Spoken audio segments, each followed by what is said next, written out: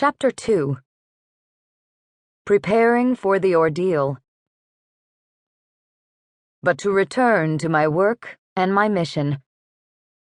After receiving my instructions, I returned to my boarding house, and when evening came, I began to practice the role in which I was to make my debut on the morrow.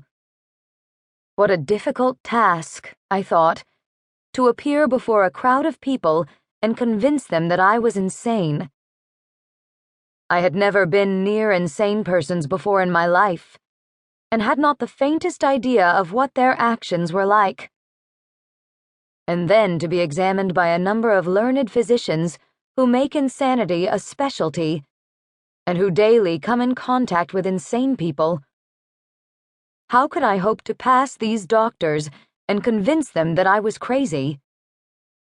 I feared that they could not be deceived. I began to think my task a hopeless one. But it had to be done. So I flew to the mirror and examined my face. I remembered all I had read of the doings of crazy people, how first of all they have staring eyes. And so I opened mine as wide as possible and stared unblinkingly at my own reflection. I assure you the sight was not reassuring even to myself, especially in the dead of night. I tried to turn the gas up higher in hopes that it would raise my courage. I succeeded only partially, but I consoled myself with the thought that in a few nights more I would not be there, but locked up in a cell with a lot of lunatics. The weather was not cold, but nevertheless, when I thought of what was to come, wintry chills ran races up and down my back in very mockery of the perspiration which was slowly but surely taking the curl out of my bangs.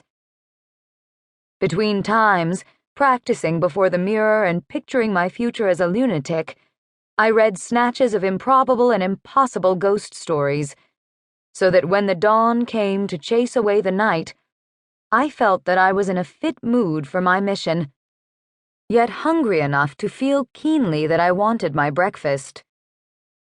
Slowly and sadly I took my morning bath, and quietly bade farewell to a few of the most precious articles known to modern civilization.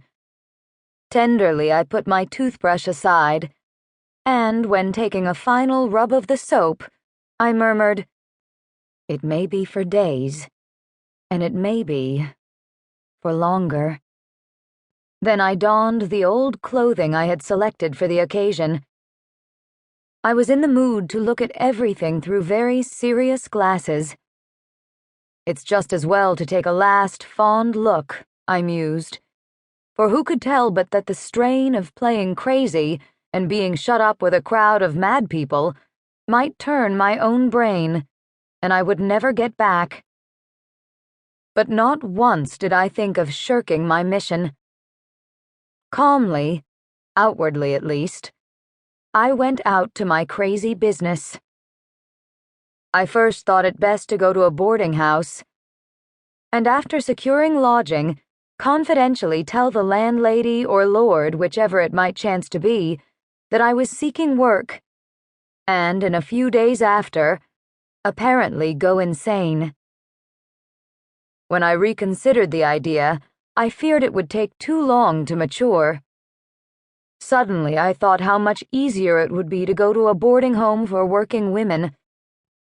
I knew, if once I made a house full of women believe me crazy, that they would never rest until I was out of their reach and in secure quarters.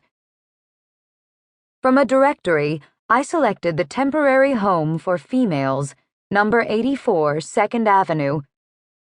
As I walked down the avenue, I determined that once inside the home, I should do the best I could to get started on my journey to Blackwell's Island and the insane asylum.